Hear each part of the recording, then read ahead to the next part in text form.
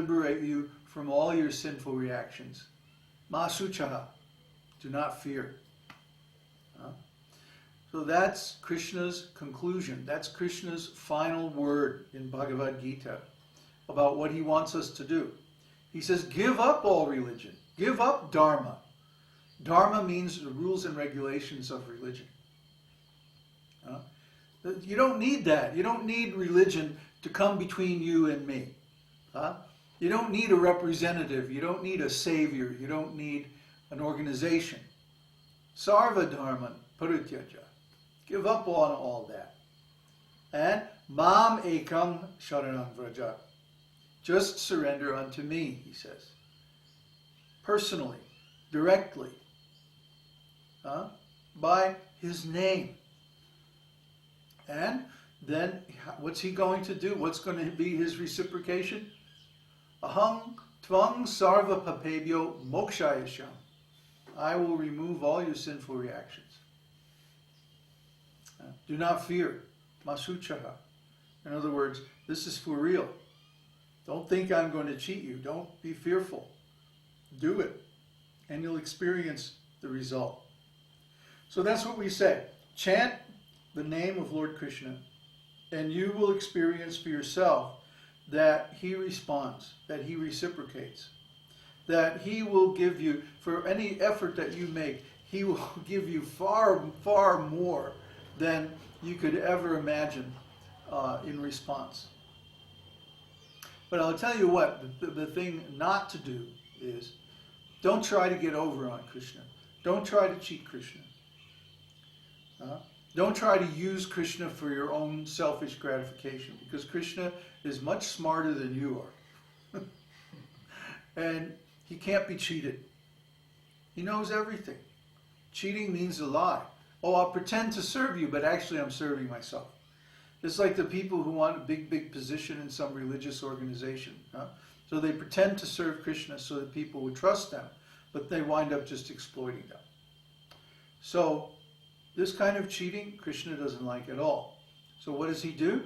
He gives them something artificial. Just like they're giving him something artificial, so he gives them something artificial called religion. Religion appears externally to be like devotional service, but it's actually not devotional service because the motivation is for our own selves. So Krishna gives the process of religion. There are so many religions in the world. There's a Vedic religion, there's a Hindu religion, there's a Muslim religion, Christian religion, so many other religions. But the common thing in all those religions is, let me do something for God so that I get some benefit, so that I get some result, something that I want.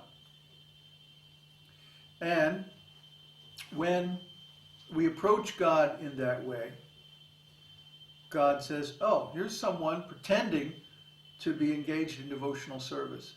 So I'll pretend to give them the result. This is called the booby prize. In contests, sometimes, people who want to be politically correct, it's like everybody wins, right? So the real winner gets the real prize, and then everybody else gets the booby prize.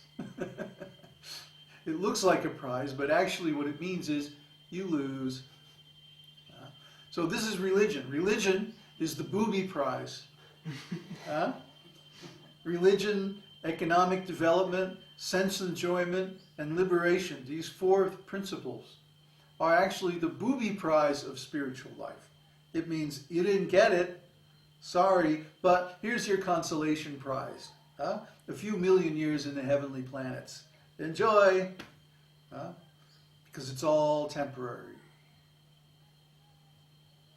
It seems very nice, and people will spend their whole lives chasing after these things. But in the end, it's all temporary. So the real prize, the real goal in religion is love of God. Because love of God is unconditional, it's eternal, and it gives amazing, unlimited bliss. So not any amount of religious formalities and rituals, and nor any amount of economic development or any big position in this world, whether in the mundane world or even in the religious ecclesiastical hierarchies or whatever. And no amount of mundane knowledge, no amount of sense enjoyment, sense gratification in any of the three modes, and certainly no kind of liberation will give the same pleasure as love of God, because love of God is completely unconditional. It's completely spontaneous. It springs from the heart naturally. So when we give this kind of love to God, He reciprocates by giving Himself. This is the real prize of spiritual life. When God gives Himself to the devotee, nobody else can give this to you. Only God. So to get this prize, we can only approach God directly. Not through any religion, not through any organization or any philosophy or anything. We have to approach God directly as a person, as another spiritual living entity, and give our love. And then He reciprocates by giving Himself. There's a famous passage in the Srimad Bhagavatam where the gopis approach Krishna. And they say, well, you ought to associate with us. You ought to come and dance with us in the forest. And Krishna says, well, actually, I can't repay you for your service. There's nothing that I can do. I can't, I'm obligated. I'm incapable of repaying you, because there's nothing in the three worlds, nothing in my creation that is of equal value to the service you've given. So you just have to be satisfied with that service itself. And the gopis say, well, Krishna, actually, we just want you. We don't want anything else. We don't want religion. We don't want to be famous. We don't want to have a lot of wealth. We don't want to even have knowledge or, exalted position of being guru or anything like that. We just want to love you. So you have to be here so we can love you. That was their only request to Krishna. Even though he may have offered them so many other things, like Prahlad Maharaj. Prahlad Maharaj, when Lord Nrsingadev appeared to him, Lord offered him all kinds of benedictions. I'll give you anything you want, any benediction at all. Just ask. And Prahlad said, well, actually, I don't want any benediction. I just want to be engaged in your devotional service eternally. This is a real devotee. This is a real transcendentalist. This is the real thing. He didn't say, oh yeah, I want this, I want that, I want a big kingdom, I want lots of money, yeah, I want all this stuff. No. He didn't even say, I want liberation, I want to go live in the spiritual world. No. He didn't want any of that. He wanted to be able to love the Lord in His personal form forever. Here he is in the presence of God. God is saying, here, whatever you want, just ask, no problem. And Prahlad is saying, no, I just want you. That should be our mood. That's the mood of a devotee. That's the mood of someone who has access to eternal bliss, eternal happiness. Because he has Krishna. Actually, Krishna is there. Krishna is present everywhere. So he's already present within our hearts as the super soul. He follows us around. We don't go anywhere without God. We couldn't get away from Him even if we tried.